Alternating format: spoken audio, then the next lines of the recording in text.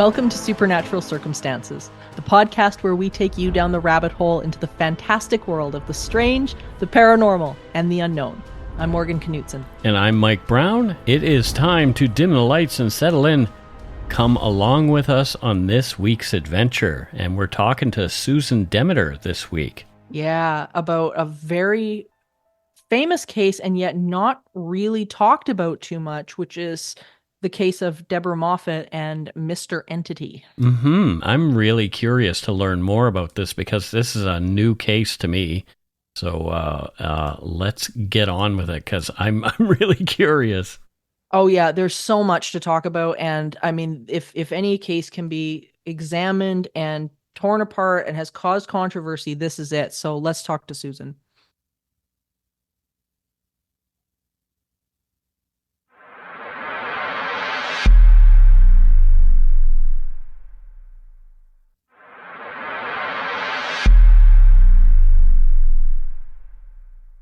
Well, this is a really exciting case. And Susan, we are so glad to have you on this because you're the perfect person to come in and talk about this craziment that went on. So thank you so much for coming. Well, thank you for having me. I'm really excited to be on the show tonight. And this is definitely the type of case that's in my wheelhouse. I'm all about the high strangeness, and this one, like, very strange. This one's really new to me, so I'm just gonna ride the wave. Well, this one, it's got so many components to it. And it starts off almost like a you'd expect a haunting to start off, but it sure doesn't go that way. So let's get into this a little bit, Susan. First of all, when did this start? And tell us a little bit about the housing situation here, because this is kind of odd. This has to do with 3 houses in a row. Actually, there's a fourth, but we'll get geez. into that. Okay, so the case starts with a woman by the name of Deborah Moffitt. And I believe she was originally from New York. And she met a man online, or not online, there wasn't online then, but through correspondence and through mutual interests. And they started a long distance relationship. And she ended up moving to California to a place called Rancho Cucamonga. And that's where he was living. And they got married. And so his name, Bill Moffitt, okay, he and his family owned 3 houses on the same street. Actually, I wrote down in the note, it was called Archibald Avenue. I'm sure it's still there. And these 3 houses were side by side. There was one that was occupied by a grandmother, Domenica. Now, she lived in that house before Deborah met Bill Jr., and moved to California. And then the middle house was occupied by Bill Jr. and his 2 parents, Bill Sr. and his mom, Lee. Now, he lived with his parents because he had a heart condition. And he was too nervous to live, even though it was like the next house over, his own house. He was really nervous because of this condition, because it could cause a sudden heart attack. And he was living with his parents at the time. So when Deborah moved to get married to him, they ended up living with the parents, and the other house that belonged to Bill Jr. was rented out. So before Deborah even got there, according to her book and another book that was written, both I believe are now out of print, unfortunately. But according to that book, the grandmother, Domenica, had suffered a stroke. Now, after she had recuperated in hospital for a bit, she went home and they got a caregiver. Now, the caregiver apparently wanted to do some sort of ritual to see if she could help heal Domenica. In part, probably because she was a caring and kind woman, and in part, apparently, she was worried that if she lost this job, she might have to return back to, I think it was Guatemala that she had originally come from, but she was practicing a ritual called Santeria, which is a combination of a West African, Caribbean, it's kind of a Caribbean version of voodoo, but they have another name. Like actual practitioners have a name that they prefer, and unfortunately, it's in the heat wave I'm having here. I've lost it off the top of my head what it is, but it's if you look it up, it's called Santeria. And the ritual she performed was to call in a saint or a good kind of a guardian angel type being to help to heal Dominica. Unfortunately, this didn't work. Dominica eventually passed on. And according to the story of the Moffitts, uh, at one point after Dominica had passed and the caregiver was still, I guess, living in the house for a short while afterwards, this something happened within the house that frightened her to such a degree that she called the Moffitts in the middle of the night saying, there's something really bad here, help. They ran out of the house because their houses are like side by side on the same street. So they get up, they go over to see what's happening with the caregiver. And apparently she burst out of the house. She ran out and they say they saw what appeared to be a light ball, which came out of the house and it disappeared. And they were really freaked out. And she was just, I'm sorry, I'm sorry, I'm sorry. I was trying to do good and something bad really has happened here. And there's now this bad spirit in this house. I can't stay in this house anymore.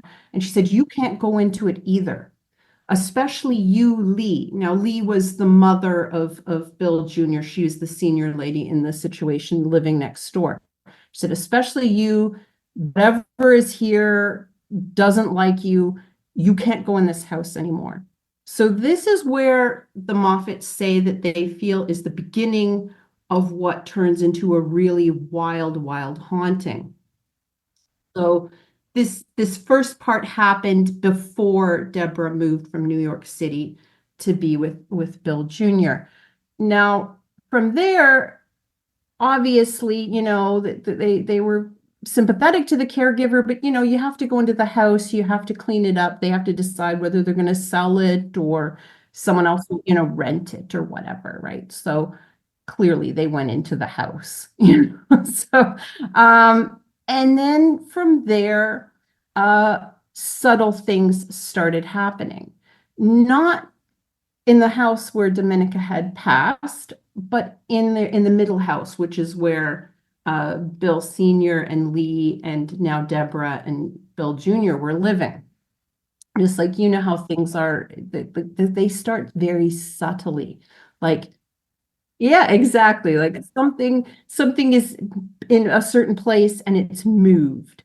Or, there's a strange little bang or whatever. And it's funny because according to Deborah's book, at first they thought it was really something playful or it was kind of funny. Like there wasn't for her, she was not scared of this initially. Yeah. So they got Dominica's house sorted out and they rented it to somebody who moved in. And he said soon after he had moved in, he talked to them and he said, I think that, there might be a ghost here. And, I brought in a Ouija board and I was trying to make contact and some strange things were happening in the house. Uh, and then so eventually, so he moves. Now, I don't know if he moved because he was experiencing a haunting too, or he just, he was a renter and he moved on. They rent, yeah, yeah, it was something like that. So it could have been definitely related to the haunting, but you know how people tend to be shy about these things. They don't, necessarily come forward with, oh, we moved out because of the haunting. But I mean, he was in a position to do that, I guess, easier maybe because he was a renter. But they did end up having a couple move in. And they noted that the couple moved in, they seemed to be very happy at first, but then some things happened where the man in the situation, his personality started changing. And they could hear like arguments and fighting going on. And this isn't, again, in Dominica's house. and they could hear it because they were next door. And then one day, apparently, they noticed that she was no longer, they didn't see her like for a few days. So, they went to do, I guess, a wellness check and, oh, we've noticed that, your girlfriend or your wife is not here. Is she away or whatever? And he's like, well, she's gone, right? And shortly after this, he moves out and they notice that a carpet is missing, amongst other things, from this Dominica's house. Okay, they figured, all right, well, maybe he moved out, he took the carpet, no big deal. But then after that, apparently they had a visit from a man who said that he knew the couple and that she had been found murdered, wrapped up in a carpet. Okay. And it's like that is just horrifying. Now, according to Deborah's book, they tried to look into this. Now, again, this is pre-internet days, so it's a little bit more difficult, or it was back then, to try and find out information. They didn't know who this person was. He was not police. It wasn't law enforcement who talked to them. This was just some strange person who showed up at Dominica's house next door and saying, "Oh, I have this information," and her body was found, which is very creepy. But they couldn't find anything to substantiate that. But it was just this part of the string of very strange occurrences that was going on around this. Yeah, and I read as well like that during this time period throughout these three houses, things were beginning to appear on Deborah's little religious altar as well. There was like things manifesting, like apports of objects that they couldn't identify, like just really odd stuff's kind of going on in behind this now bizarre alleged murder that Yeah, seems to have come out yeah. of nowhere. So stuff's like picking up in the house as well. And Bill Sr., he didn't, if I'm not mistaken, he didn't want to report it because he had a pretty shady job as well. Yeah, or it wasn't Or he him. said, Yeah, I don't think it was Bill Sr. who had this shady job, if I recall correctly, but his wife's father. yeah, worked as a hitman, he said, or something like that. Like it was really strange. Yeah. Yeah, involved with the mafia or something. So they didn't want to dig any further into this potential murder or whatever. And yeah, there was definitely the mother, Lee, was very much a religious woman. She was a Roman Catholic and she had her own altar, and very strange things were happening with the altar. For instance, the first thing is that there was a pair of strange, like a man's underwear or something, or Yeah. undergarments on top of her statue of Jesus. And it didn't belong to anyone in the house. Like it wasn't Bill Jr.'s, and it wasn't, and they had no one else in the house at that point. And then things started getting knocked down. It was just very, very bizarre. Now, in the third house, okay, so this is the house that belonged to Bill Jr., they also had a renter. And at some point, that renter also started having problems, like as far as, these haunting type things, like things being moved around, strange noises or things like that, or apports, or I think that it was Bill Jr. had a collection or something in there of like these kind of bobbleheads or Yeah, something sports like that. bobbleheads or something like that. Yeah. Sports bobbleheads, yeah. And they were all, one day they went to go, and he kept them in a locked room, like it wasn't part of like the rental part of the house. And he went and went to check them out, and they had all been turned facing backwards towards him, like all of them. And there was like apparently no way that the renter could have, even if, like, why would a renter do this? And Yeah.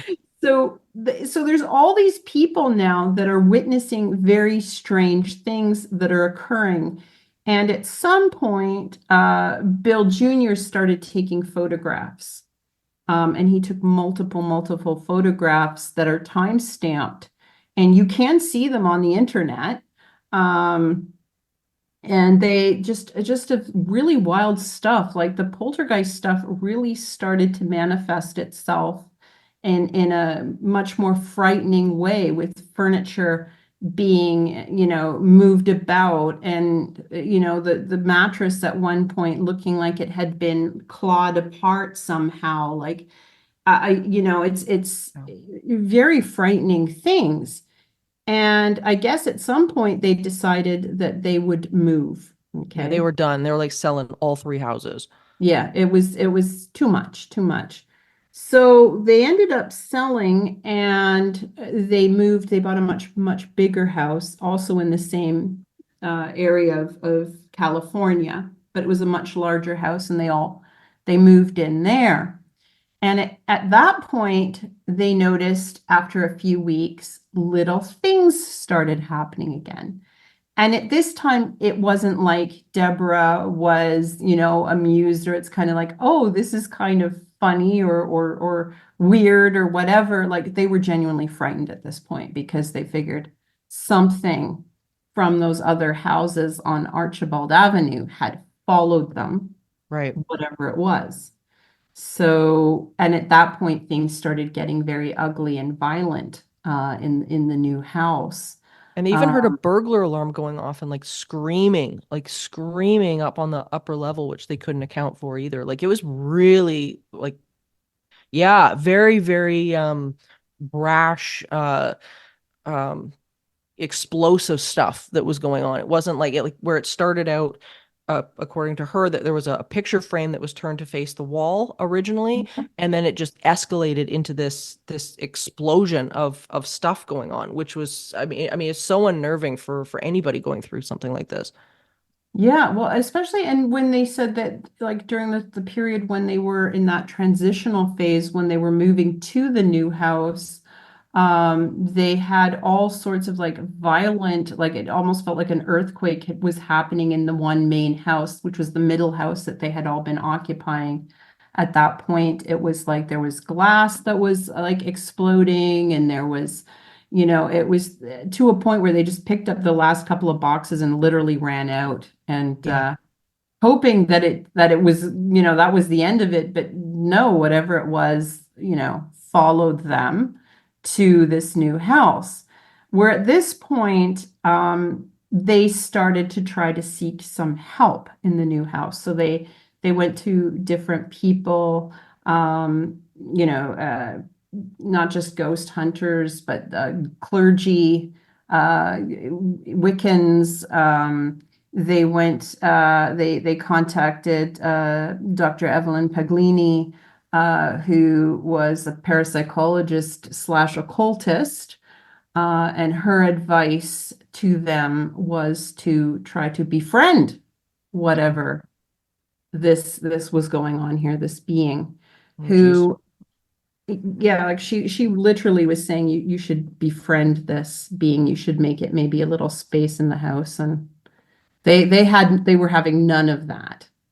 And then it started contacting them. Like they were getting these messages on the mirrors on soap. Like Yeah, let's talk about this because this is yeah, where things to me get really, really strange. Like with yeah. this goes from psychokinetic stuff moving around the house and cabinets being ripped off the walls and all sorts of things like this to actual written messages in English on the bathroom mirror and all Yes. sorts of weird things like short phrases like I think talk to me was one, no Hmm. escape was one, and then they were getting warnings, which almost seemed kind. And then there was another message that would show up that would call them fools, or just Hmm. really, really strange, strange messages. But these were actually showing up on the mirror, and there's photos of this. Yeah. Yeah. And the being then at that point, the entity, um, after they had some shamanic practitioners come in, which tried to force it to reveal itself in the hopes of having it move on. And so it did reveal itself in the sense that it wanted to be called Prince, and Yeah. not Prince like the artist Prince, I guess, but but Prince, I'm here, I'm Prince. And it's funny because Deborah, refused. She's like, I'm not calling you Prince. You're Mr. Entity. Yeah. And at that point, they were referring to this thing as Mr. Entity, who would also leave strange, almost looking like a symbol or sigil of a triangle with like an S shape at the bottom of it. Yeah, it was And like a little tail that kind of came off the bottom. Yeah. yeah, yeah. And, I mean, and I there was no looked at way of figuring out yeah. where it came from. Like when they looked up the symbology of this thing, there was nothing. Like it didn't seem to be a reference to anything. And meanwhile, which was crazy as well, is that the walls and stuff like that were starting to get torn up with what looked like a knife, like these really sharp, jagged gouges into the Mhm, wall with the carpets ripped up and whatnot. And it escalated.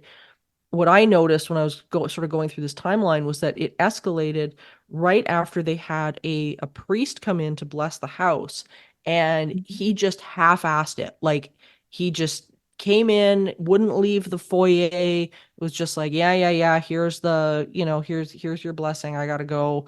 And the one thing that I've learned over the years with these entities is that if you're going to get into a challenge with them, don't ever lose. And it's like it just becomes this power struggle if you end up losing that initial challenge. And you can see the escalation where it's like, now you have to call me Prince, now you have to go immediately. Just the dominance just starts getting ramped right up with this thing, and it's like mhm. it's crazy. So and now you're getting this really really strange symbol. What do you make of that?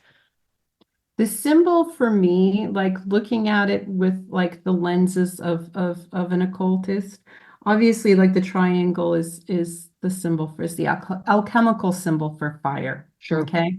And to me, the S shape is definitely like when I looked at it, like head on looking at it, to me, this is a serpent.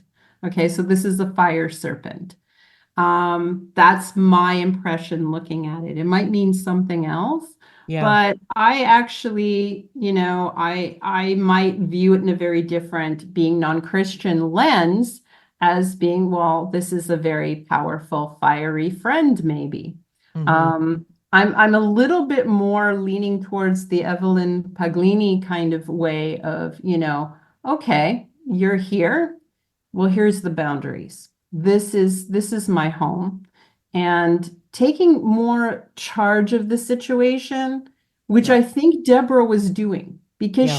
she's like, I know you're not, and later down the road, as this is all escalating and the entity starts revealing why it's there, she's literally coming out and saying, that eventually like this whole thing lasted 6 years. So by the time it was getting more to that end stage of the haunting, she already had two children in the house. Jeez. They were babies, okay. But she was like, "You're not going to do anything to my children." And it said, "No, I won't. I will not hurt your children."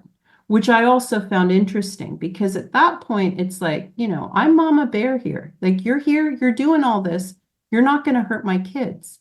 And it listened, Yeah, and apparently. there was investigators that came in at that point that as well that sort of repeated Juanita, the caretaker, her analogy or her assessment of it, which was that this was some sort of an ancient energy of some Mhm. sort. And so I thought that was interesting that now, you've got somebody else coming in and sort of saying the same thing, and that there seems to be some sort of slight respect or respondents to Deborah putting her foot down, and unfortunately the rest of the family, because they weren't on the same page here, the thing's still causing chaos, but there seemed to it was at least responding in some sort of a good sense and a conscious sense to Deborah, which is huge. That's at this Mhm. point, if this thing is going to be causing this level of havoc, at least now you're starting to shift the power balance a little bit.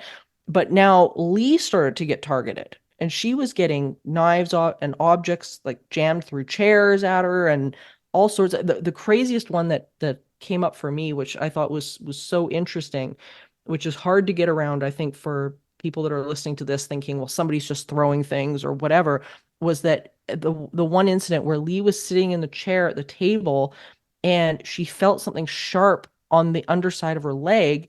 And when she lifted her leg off the chair, there was a kitchen knife that was jammed up through the bottom of the chair into her leg. Yeah, like it was trying to jam this thing up through the seat of the chair. So it's like just wild, but it started to turn to Lee, and then there was infestations as well. Yeah, it had a story that it claimed that it was some sort of demonic entity from the seven princes of hell. Like it really put itself up there in the hierarchy of the that pantheon of hellish beings. And it said that it, in a 15th or 16th century French monastery, these monks were doing satanic rituals, and that Lee was a nun, or her soul had been a nun, and that they were going to do a blood sacrifice of her. But one of these monks helped her to escape, and she went on to live her life and then eventually reincarnated into Lee. And now it was here, it said, because it wanted to kill Lee. Like one of the messages it wrote in soap is die, Lee, or, Lee must die. And I mean, that's just a horrifying. Yeah. But this was its story, right? To me, it sounds a bit like, I would be suspect of this entity telling me Yeah, oh, the story. absolutely. I mean, these things Yeah, lie through their teeth. Yeah, for sure. exactly.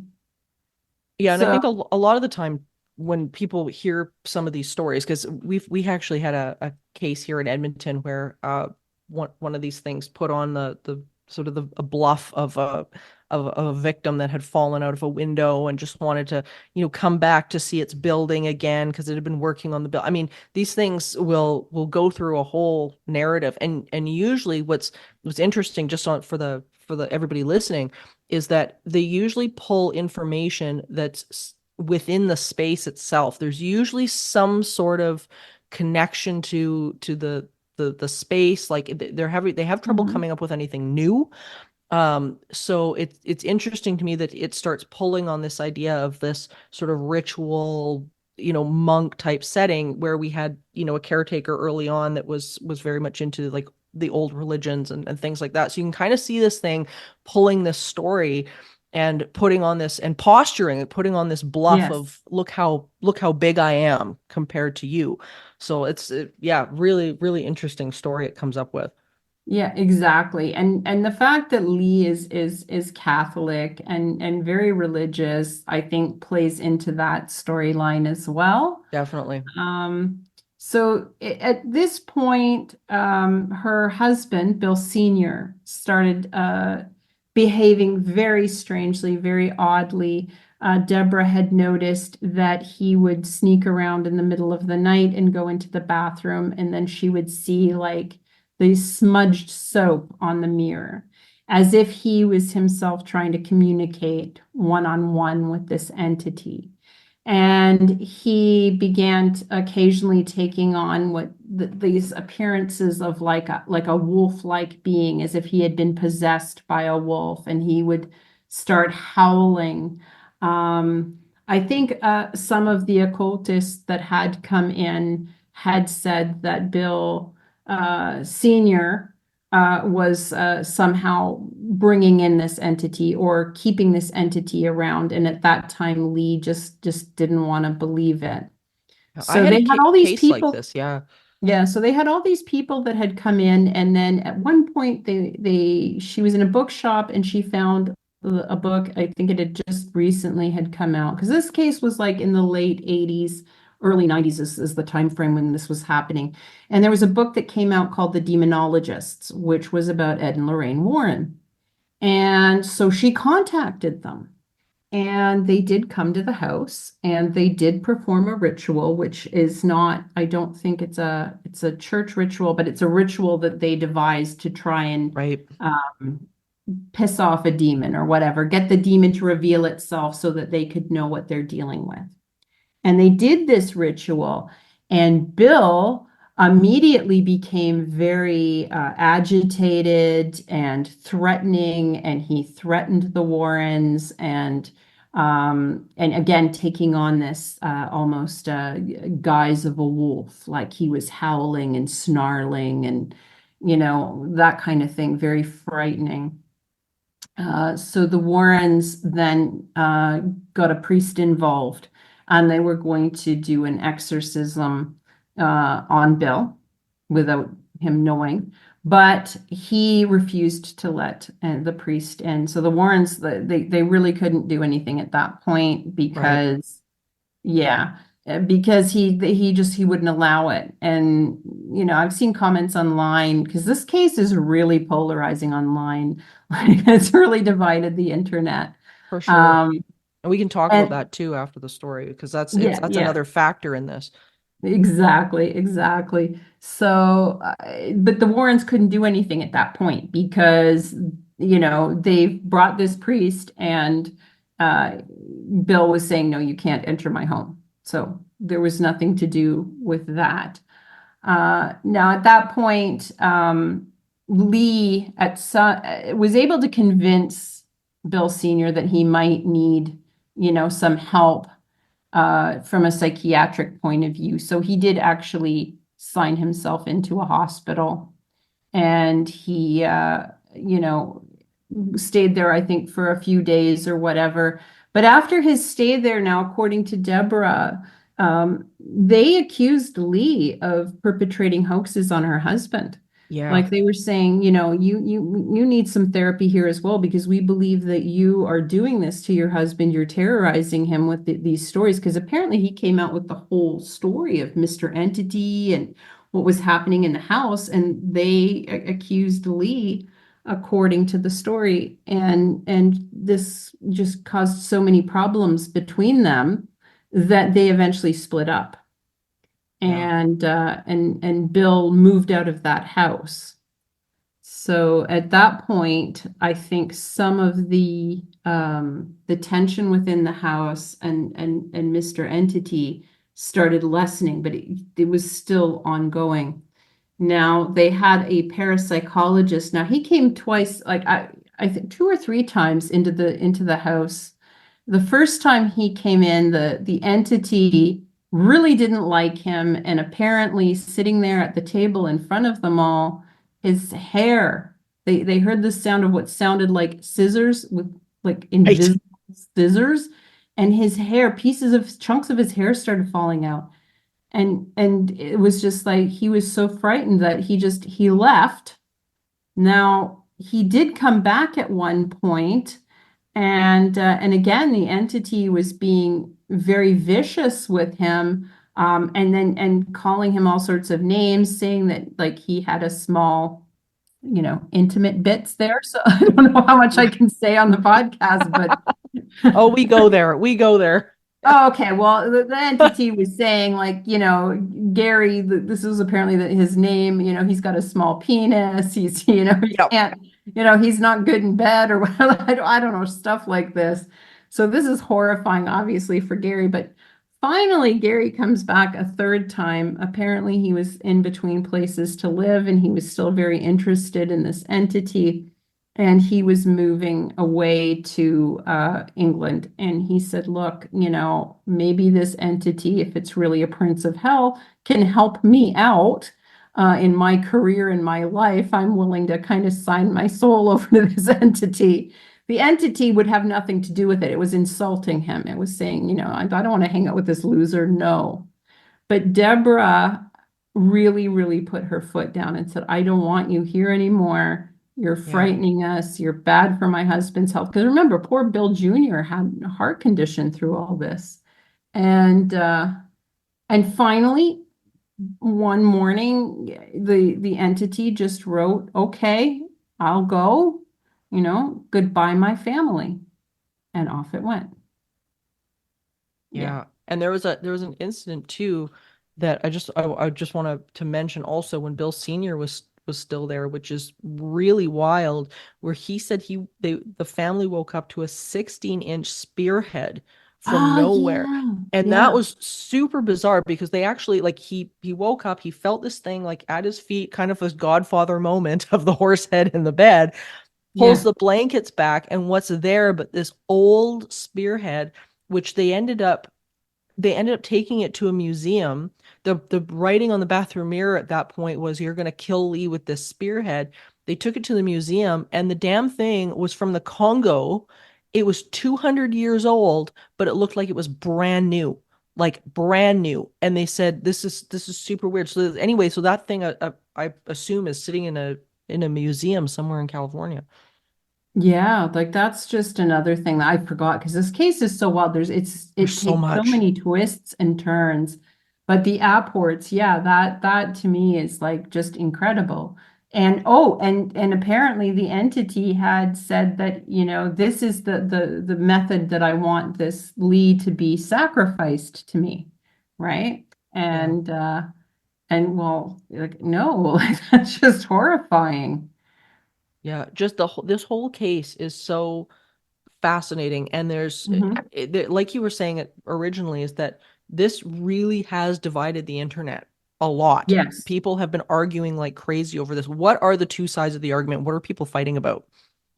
Well, I think it's whether people in general they're picking apart the story. There are a lot of people that are doubting it, saying that they feel that the story is made up, particularly now that the story itself has been picked up by Blumhouse. They're going to be making a horror film out of it. Of course they are. As I mean, or a series of like kind of Netflix type, But I think that it's going to be made. It was in I think it was Variety and other the Hollywood Report or something picked said that Blumhouse had picked up the rights to this story and the rights to a book that there's another book, a third one that will come out that is written by their daughter Jessica.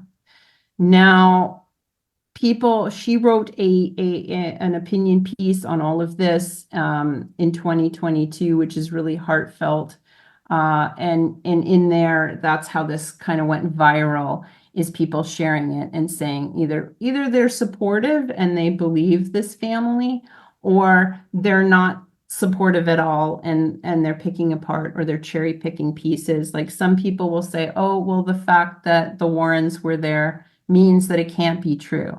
Or the fact that the Warrens were there and were able and they refused their help. That means it can't be true. See, no matter Mm. what with the Warrens, and I know they're controversial, but just because the Warrens were there, like, you can't win apparently, which is really not fair.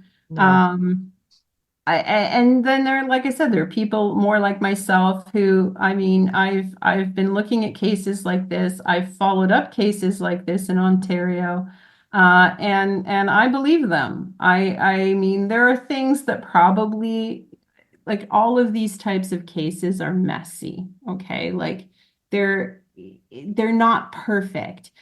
There are things that might go on. There even may be some trickery that might go on in parts of this. It's impossible to pick through and pick apart. But I've listened to the interviews with Deborah Moffitt, and I do believe she is very sincere, and I feel this family was extremely traumatized. And some of the arguments that people are making against the story, well, if you really immerse yourself into poltergeists and into these cases and cases where people believe they're dealing with demons or, evil entities or whatever you want to call it, there are things that make sense about this, including the way it ends with the goodbye, my family.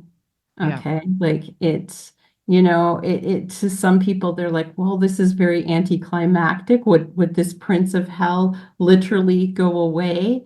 But who's to say it's a Prince of Hell? Yeah. Well, and that typically is what happens, like Yeah. people are expecting, we saw this in the case of the Pauper's Ghost too, where everybody's Mhm. thinking there's going to be this great big climatic thing like in the movies, and that's just not what happens. It usually No. starts and stops and it stops as quick as it starts. That's usually how this stuff plays out. Like it's really wild. Mike, what do you think about all this? Oh, my, I'm just like blown away by the violence of this thing. Like, I'm not big on hearing the name Ed and Lorraine either. I'm just one of those guys. When I hear they're Hmm. involved, my eyes roll, and I can't help it. But it doesn't give me pause about the story itself. It's just their involvement that bothers me. So, but yeah, this whole thing, like the word demon, really sort of drives me around the bend a little bit. But um, Morgan and I talk a lot about consciousness, and it's about what the Mhm. consciousness is of the people who are having these things happen to them, tend to color the events it's themselves, if that makes any Yes. sense. Oh, it does. And I think that when you're looking at the consciousness aspect, it really does play into people's cultural beliefs, their place and point in Mm-hmm. time, and how they feel about this. And especially with these poltergeists, you can kind of look at like different areas of the world and how people experience them can be very different. Right. And even if if you strip apart all the mythology and cultural aspects of it, it seems to be a similar, same kind of experience, Yeah. right? With the Exactly. psychokinesis Yeah. and that. Yeah. Yeah. It's Yeah, hard but there's a to parse out yeah. like the personal biases that are always sort of inherent in these stories, because the storyteller has a history of, religion, belief, all those kind of things. So Hmm. yeah, but yeah, I love talking about like what the root of it, like what is this thing, what's at the root of this story, and to me, this one is actually pretty scary. It is. There is a case that is similar to it that it was investigated, and it was happening around the same time frame in England in Hertfordshire. Now, the couple involved were not religious, but it kind of took the same route and very similar things in that they had apports. The entity was asserting itself as very powerful. Like when they told it to go away, they were, I was here before you, I'm going nowhere kind of thing. It was also leaving messages, but with pen. Okay. So for instance, the husband in this situation, he really liked crosswords. So he'd be doing a crossword and then he'd wake up in the morning and it'd be like finished. Or there would be notes like, ha ha, kind of taunting him. And this case was widely investigated by ASAP, so the Association of Scientific Study of Paranormal Phenomena in England. And they also, this couple went to the church, and the church really couldn't do much for them. They said, we don't think you have a ghost here, but the best thing you can do is to return to the church. And they didn't. Um, but there's very similar aspects to this case as well, in that I had forgotten to mention in the Moffit case that the entity was literally like taking bites out of their food. Like they would have food, they put it on the counter, and then there'd be like bite marks in it. And this was also happening in this case in England, where this lady would have chocolate bars that she would take with her to work in the morning, and she'd noticed either her chocolate bars were missing or they were half bitten.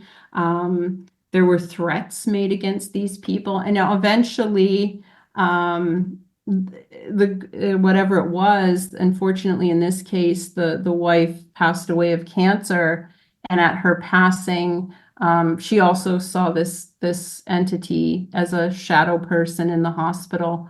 But at her passing, the poltergeist activity stopped in the house.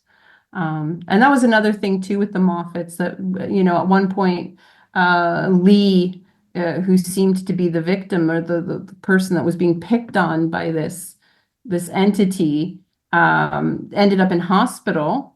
And it told Deborah, and through the mirror with the soap writing on it, that Lee is going to die. Lee will die in 10 days. Well, Lee didn't die, but she did describe in hospital seeing this dark, shadowy thing on the ceiling that would kind of morph into what looked like a humanoid being beside her bed. But then she also said that at that point she saw this beautiful golden white light appear that to her was her mother that had passed on. And her mother was there at the hospital saying, no, you're not doing your thing. And that the whatever the shadow, which I guess was assumed to be Mr. Entity, kind of dissipated. But I Yeah. thought that portion of the story was actually really beautiful because I feel that way too. Like I sometimes I do in my own studies become a little nervous about certain things that I might be bumping into, but I feel because both of my parents are on the other side that they're part of my ancestors, they're part of my spirit guides, and so I have powerful, beings on the other side that are there with me too. So I thought that part of the Moffat story was really beautiful. It But is. It's stunning, and I think you bring up such a really good point because uh, many people hear cases like this and they think, "Oh my God, I would never ever touch the paranormal. I'd never, this is the nightmare of all nightmares," which it kind of is. But there's, I think what people don't realize is that in order to end up in situations that are similar to this, you have to be resonating with these. There's a resonance going on within either the family dynamic or something mhm, that stuff starts. I mean, we talked about this on in Paramoo a number of times, and whatnot. And I think that's really the key here is that dynamics like this can be shifted, but it really does start with taking a look at the social dynamics of the family and yourself. Like what is this incident that's occurring around me telling me about what I got to clean up? mhm, And I think that's the amazing thing about that incident in the hospital with Lee was the fact that she had just let go enough of the resistance that she had. She's kind of in and out of consciousness, she was saying, and she just let go of that resistance enough, and all of a sudden she sees her mom. yes. And I think it's so significant that moment of like what just as a macrocosm of things that we see in general in parapsychology is that when you let go enough and you're just you kind of go with the flow, so to speak, this amazing side of this comes out and starts happening. And Mhm. that's really what we can all line up with. Like anybody that's in a negative situation like that, you can start to line up with the other side of this, which is, the loved ones that you've lost and the people who have, passed over, and this incredible sort of source energy that you can interconnect with, which is part of us. Yes, 100%.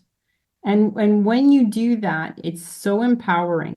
And when people are empowered, it's at that point where I think these things sort of they either dissipate or they weakened and then eventually they stop. Because these types of violent hauntings, like in the case of the Moffitts, it was 6 years, that's quite a long time. Usually they don't last more than a few months, where you have this beginning of what seems like maybe, oh, that's interesting or that's weird to this really violent haunting to then it goes away. Yeah. In their case, it was much, much longer. And there are other cases too, which are much longer. But I think that, if you can embrace that side and empower yourself, then you're in a much better position and these things do tend to go away. I Yeah. think the power is within us, really. Yeah. Well, I couldn't agree with you more. I mean, we are the ones that shape our reality. And Mike, I mean, you and I, we Mhm. talk about this all the time, is that all the time, which Mhm. is it always comes back to us. And it's like, what are we doing or not healing, or like what do we have going on that can shift this? Well, Susan, this has been amazing.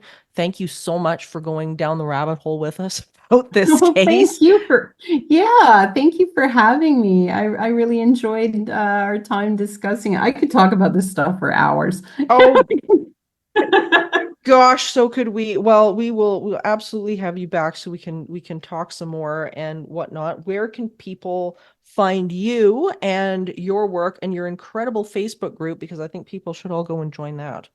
Oh, thank you. Well, there's SusanDemeter.com is my main like hub online. And from there you can find my different socials. I am on Facebook, on X, the former Twitter, yeah, Instagram that you can find me there as Cosmic Witch. But Susan Demeter, if you just find me easily that way. And yeah, I'll put a link up to the group. Now the group is private, but it is paranormal studies and intuition. If you want to try and find that on Facebook. I've set it to private because I found that a lot of people, like there's a lot of Canadians on there. And I find that especially in Canada, a lot of people, they prefer privately to discuss. It's I super think, true. Yep. yeah. But it is there. So, you can find the group there and you can find me. And I love talking about this stuff. And if you've had an experience and you need a sympathetic, non-judgmental ear, I'm here. I am happy to talk to people and empower them if I can. Well, that's awesome. Thank you so much. And we will, as I say, we will have you back and we'll talk about this a bit more. So thanks, Susan. Okay, 100%. Thank you both so Thank much. you.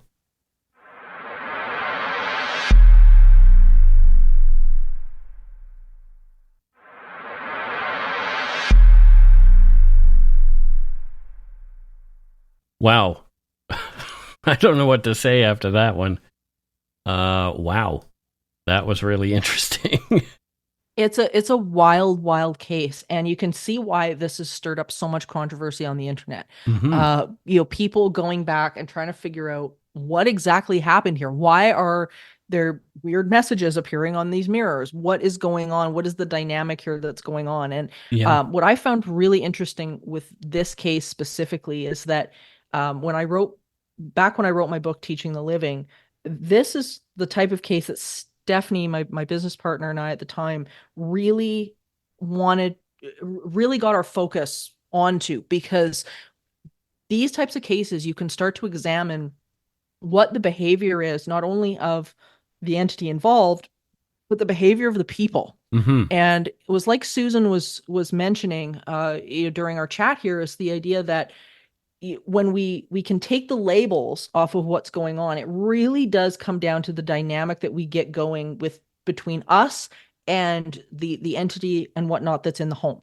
And this is such a really great example of how one kind of ends up feeding the other. Hmm. And you can end up with some pretty, not only strange phenomena, but something that can last for a lot of years. Right. Yeah. And I mean, this is such an interesting case that Jessica Moffitt, who was involved, also has written a book about it called Mr. Entity, The Moffitt Family Haunting. And it's not out yet. She's just finished the manuscript, but looks like Blumhouse is already interested and want to make a movie too. Well, I can't blame them. Yeah. I Yeah. mean, it's not like they're going to be missing content. I think these types of cases for me are what really brought me into the paranormal to begin with when I was younger, because I've always had a really big fascination as to why, whether they be people or whether they be entities, why they do what they do and how do they do it. And so it was cases like this that really sort of sucked me into the psychology behind the paranormal. Hmm. And when Steph and I were starting out and we were studying the behaviors of some of these things, we classified them into a few different categories, not the type of entity, because we don't know even what they are. Right. But looking at the behavior, we looked at ones that we called the immediate aggressor, the wolf in sheep's clothing, and then we had ones that we kind of nicknamed the pit bull because they seemed to be very territorial. Hmm. And this one is just a screaming example of what we talked about in Teaching the Living, which is the immediate aggressor, where there's no false identity, there's no bluff identity, they don't hide what they are. It's just 1 second your house seems okay, and then the next second your house is being, cabinets are being ripped off the walls, and it's terror. And these cases are relatively rare. You don't see a lot of these, but when they come up, they're really violent and they're quite frightening, and they're really frightening for anybody that's involved in them. Well, this is a case that I'm definitely going to dig into more. Oh, absolutely. And Susan's just she was the perfect person to have on for this. I'm so glad that Hmm. we got such a fantastic breakdown and we'll leave leave her information in the show notes here and people can take a look, but there's a lot of information out there to sort through whether you're, on the side that this was real or you think this is being hoaxed somehow or whichever. This is a rabbit hole you want to go down. It's really interesting. It is. So thank you, dear listeners, for joining us on this eerie expedition. And remember, there is no line between the natural and the supernatural. All is consciousness, guys. Until next time, stay curious, friends.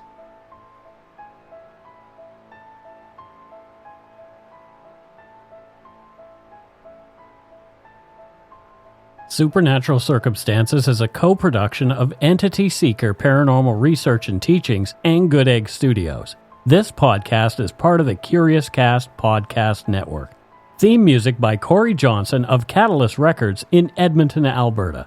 You can learn more about Morgan Knudsen at entityseeker.ca and learn more about me, Mike Browne, and listen to my show, Dark Poutine, at darkpoutine.com. Feel free to email the show at supernaturalcircumstances@gmail.com.